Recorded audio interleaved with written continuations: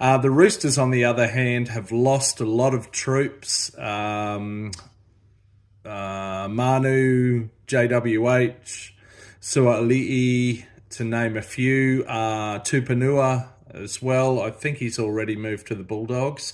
He has, yeah. So look, and actually, where things are most telling for the Roosters, they've got ex-rugby, ex-Wallaby Mark Nwanganitawase in the centres, but they've got a young fella in the other centre, Robert Toya. I think he's only about 20, born in New Zealand.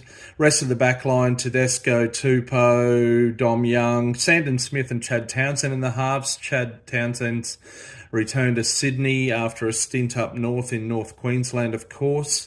Fairly experienced forward pack, Collins, Watson, White, Crichton, Radley, Siwa Wong. But it's their bench there that really tells the story about how they've lost some key players from last year. So a number of young fellas, Docker Clay, Steep, Foketi and Losalu.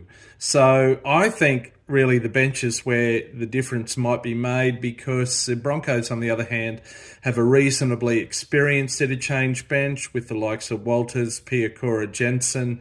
Xavier Willison is probably only in his second bona fide year in the top grade. But yeah, look, that I think will be telling. In terms of the backs for the you've got for the Broncos, you've got Walsh, Cobbo, Mariner, and Shibasaki in the centre. Shibasaki's been called in. He's a bit of a veteran, hasn't played much NRL in recent years. Jesse Arthurs, Hunt and Reynolds in the halves, as I said, leading the team around. Up front, starting at lock, Hetherington, second rows, Gozlowski and Ricky. Gozlowski has come down from the Cowboys. Bit of a journeyman. I think Broncos is his fifth club, interestingly. Up front, Carrigan and Payne Haas, and Corey Pay's got the starting centre position. I've already run through their interchange bench.